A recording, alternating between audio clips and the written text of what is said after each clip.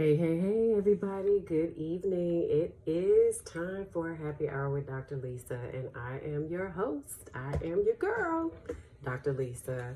Thank you so much for joining me. Love your questions. Keep them coming in.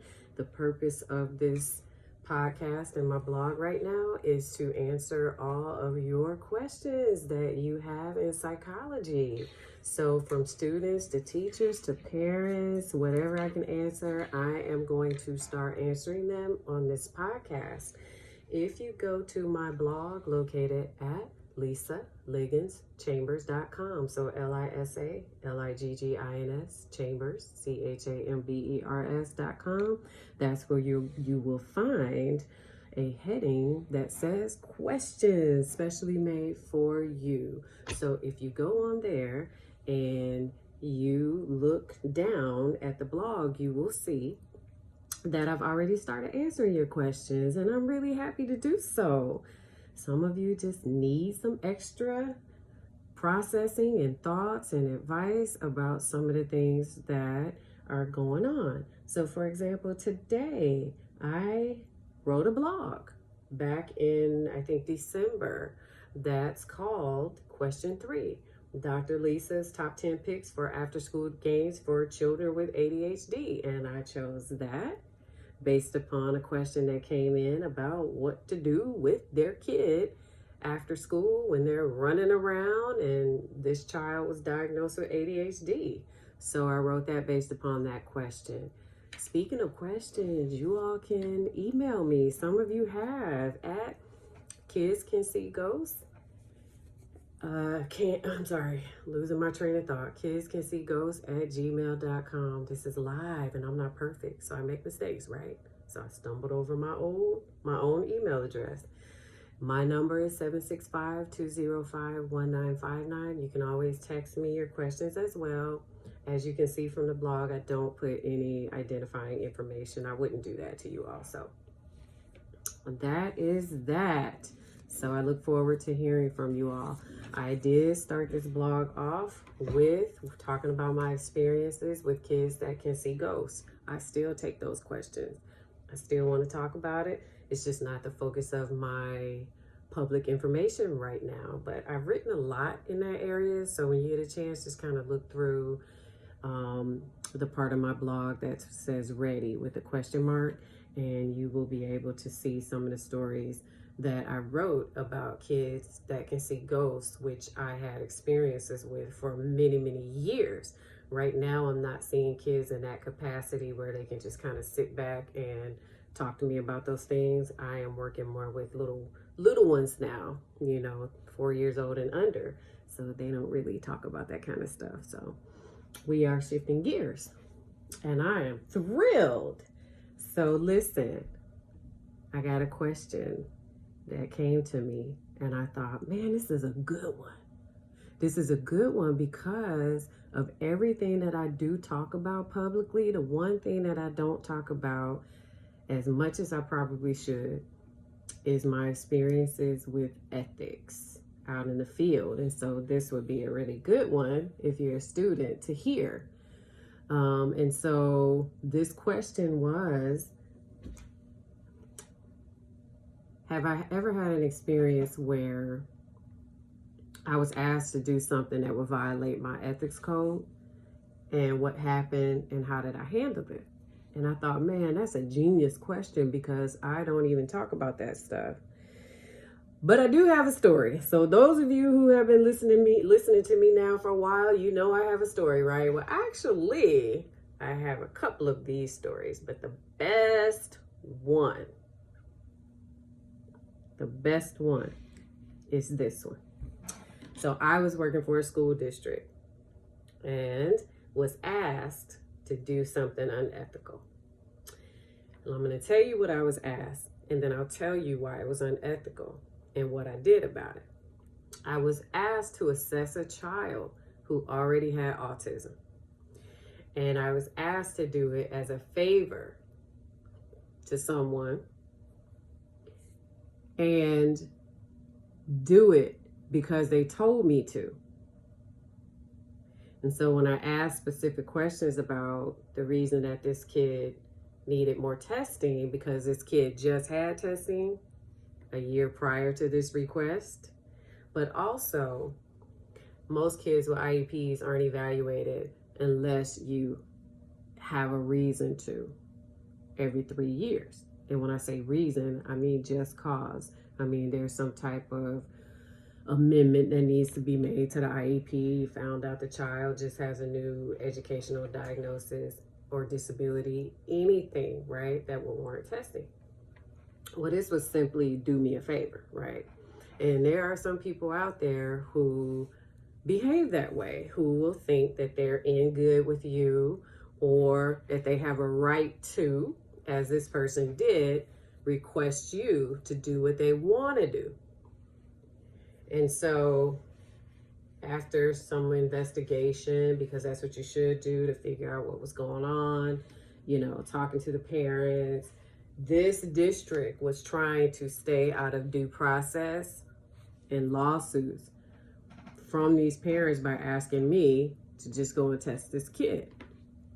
So in other words, there was no reason to test this child, none.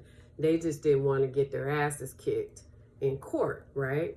Over something that had to do with placement. Now, this was a kid who already had autism. This was a kid who was already placed, in special education classes geared toward his or her disability. Everything was already in place. Everyone was kind of shocked that, this person was asking to test basically to keep their asses out of court, like I said. So there was no reason to test the kid. And I said that. This is a child who already has services in place, has a IEP that's a year old, is already in appropriate classes, is actually doing very well, right? Considering, the intellect of this particular child. That's not to say that that is a condition that all kids with ASD or autism spectrum disorder have in common. Obviously, it's a spectrum for a reason. And this was a kid who was actually needed a lot more support. And so I said I didn't think the kid needed testing. We just don't have a reason to test, right? And this person said, you do it because I told you to do it. And I said, no, I don't just do things that are unnecessary. Our jobs as psychologists are to protect the public. If we just say, yes, we will do it just because somebody wants us to that way, it's not protecting the public. So my goal was to protect this child from harm, because that's what we're supposed to do. Harm could mean stressing this kid out, testing this kid too much, changing services and placement that was actually working for this child. Parents actually agree with me. Yeah, well, this person wanted to fire me, right? Well, I quit. For one, I've never been fired, so I wasn't going to be fired. I'm not doing that with any job, period, right? I felt like I was right. I felt like this could have been discussed more than being so aggressive with wanting to terminate employment. However, that's what this person wanted to do. So I went and wrote up a nice, nasty letter of resignation and basically told her what she was telling me, which was to kiss my butt and I don't need the job and I'm not violating my ethics. You always maintain your ethics. You always take a stand, over your ethics. You don't let that override law, right? If it does, then you try to come up with a way to resolve the problem that will be ethically sound and also abide by law. This had nothing to do with that. This was just a violation of ethics because I felt like it would have put the kid in harm. Okay. So needless to say, that's not the first time that I was asked to do something unethical. My position has always been, and it should be, is that you don't violate your ethics code if you are a psychologist. If you guys want to know about the ethics code, just go to the American Psychological Association's website and put in code of ethics, and it is there, folks, for you to take a look at, all of us. So here's the thing. The answer is yes. I've been asked to do things in the past before that and said no to. So I just always go back to my ethics. So that was a great question. Those of you who are aspiring psychologists and or are young psychologists, because I know several young meaning within about 7 years to me in the field, you will be asked to do something unethical. You know, you'll be asked to go out on a date by one of your clients. That's happened to me too. And what do? The answer is no. No, you don't do that. One of the issues that I always have with our state board exam is that there are so many lawsuits against psychologists for sexual misconduct. You can kind of see how it happened with regard to people already being under undue influence, right? And so when you take care of people and they get attached to you, sometimes their feelings cross onto you, or they transfer how they feel onto you. You're easy to talk to, you're a psychologist. You have to be mindful of that and deal with it and not violate your ethics. So I think that our state board should ask more questions about ethics on these licensing exams, and they don't ask enough. You know, and so they're not a true measure of what we can do with the public as far as our skills. But I do know that we should do more to make sure that some of the rates of violations go down as opposed to staying where they are and increasing.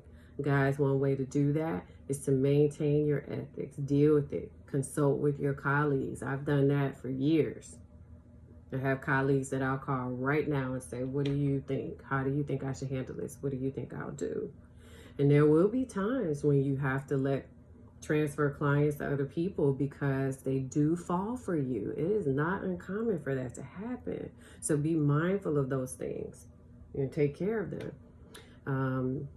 So yeah, I can answer ethics questions as well, based upon my experiences and how I've handled them, and including, you know, parents who don't agree with diagnoses, or parents who are upset and they want to call, you know, and report, or they believe they have just cause to do XYZ, or they don't agree with your analyses or your diagnoses. You have to be able to work with your parents. I always tell my parents that I work with that we work as a team, right? We have a team mentality. I join their family. Some of you that are psychologists know what that means. I join them and we work together to get through testing or therapy when I was doing therapy, or, you know, we work together to figure out what numbers mean, you know, so data. So I'm a team player with my parents and we diagnose together. So you guys remember those kind of things, and I think parents appreciate that. Oops, sorry, that was my keypad. They are the experts, okay? And make sure you help them to see that they are the experts. They live with their kids. They know their kids well, and they want to feel that way. So I pair up.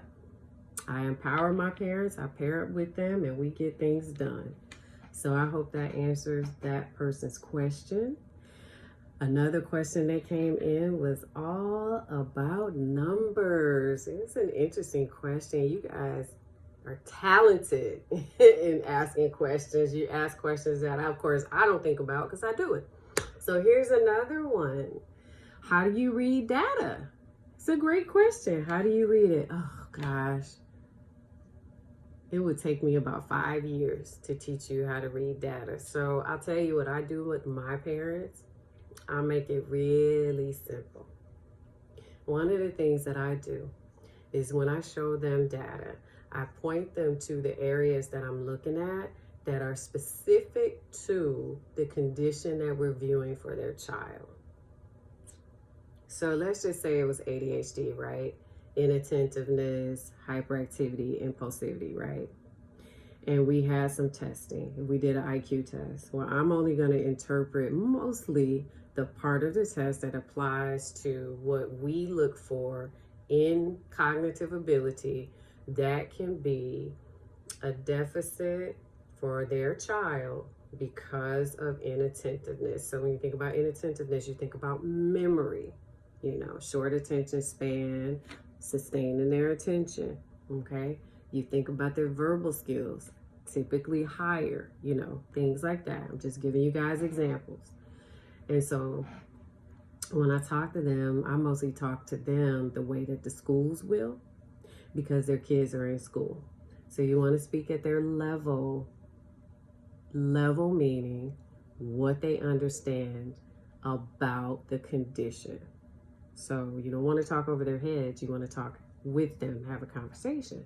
So one of the things that I do with them too is I keep checking in. I keep saying, I just told you, for example, this is an example. All of these are examples. Let's just say I said the memory score is lower, Numbers depend on each test. So some tests average can start at 90, other tests it can start at 86. It just depends on the test. So I'm just going to call a number out at random. Let's just say it was 20, right? And average was 20. Well, if there was a score on an IQ test, what I do sometimes if the score is really low like that, I will talk about the age equivalent, compare that to the age the kid is now, and talk about where the focus should be in schools. You see? So then parents are not feeling so upset at numbers, so anxious about what numbers mean, but we take it to a level of comprehension where they can understand how to apply these things in school or IEPs and interventions that they can do or that the school can do and what I think should be on the IEPs and stuff like that. So you make it a whole conversation. That's what I do to answer the data question. Now I can get into, numbers, right? Most parents don't really care about the numbers. They want to know what this stuff means, how it impacts their child, what can be done about it, and where they should go. How should they move forward? They don't really care about, okay, what does an 85 mean? You can say what it means. If I was talking to another psychologist, I probably would get into more details about statistics.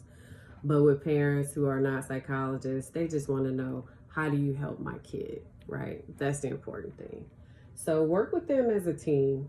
They will appreciate that from you.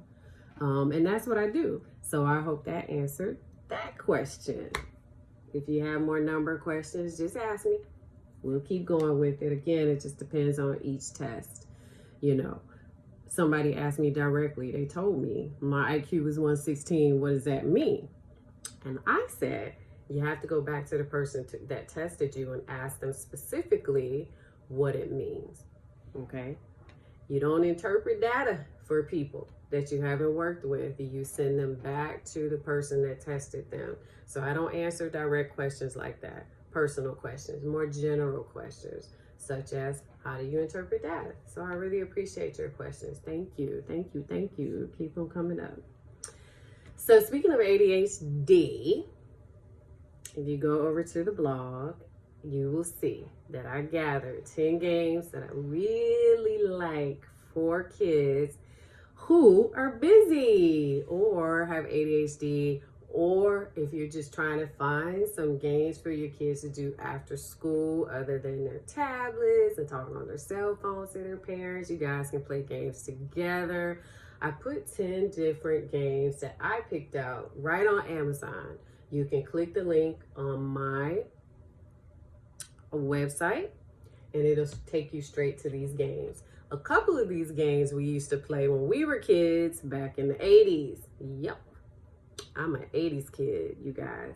And so, for example, Simon, remember Simon with the lights? And you just kind of point, Simon with the lights? Well, yeah. And so that's a really good game to teach kids some spatial skills and learning patterns and how to sustain their attention long enough to be able to follow the lights. You wouldn't think about that. Like, that's not something that my parents thought about when I had the game assignment. But it's something that I think about now, even with kids that have autism, because some kids with autism, they like to stare at lights. So why not teach them how to follow patterns as they stare at lights? So I like that one a lot. I also like games that develop a child's ability to focus better. So when you look at different focus games, I put one on my website. You can do that. I love educational games. I love STEM games in particular. I actually buy my own kids' STEM games. Science, technology, engineering, and math. My son is really good at math. And so I like to always recommend a bunch of STEM games, because I think, for one, we don't have enough kids, especially girls, in the sciences. So I like to have those kind of games, especially to help build those math skills. So math, as you guys know, is practice, practice, practice, even when talking about data. So even when I do talk to parents, I have in the past and I still do, about how to build those math skills. Math is all about processing and doing it over and over and over again. What better way to do it than a STEM game? Okay, so try that. And then I remember the Rubik's Cube that we used to have? I think they still sell the Rubik's Cube, but now it's so advanced. There are games, and I put one on my website, where they have lights now and different patterns. So you're talking about sustaining attention. Fidget toys, things like that with lights. Those things will sustain their attention. Family games. Scrabble is a good one. I think Scrabble is a very good one. I actually have that. My kids have a lot of games. They've kind of outgrown games, though. I don't know what's wrong with those kids, but I'm just joking. But we have Scrabble. I put Picasso tiles on there too. I actually bought Picasso tiles over Christmas for my own kids. I like the tile games. I like the fine motor coordination that it will give to your kids. I like the colors. I like the sounds when they fall. What else do I like about it? I like how you can build different things. So you let them just go. Their imagination after school, when they need a break, throw those tiles on the table. And kids just, they have those tiles at different children's museums too. So when you see them at the museums, the children's museums, you'll see a bunch of kids playing with those tiles. And that's what gave me the idea. So I was in Chicago, and I think it was a children's museum, because they actually have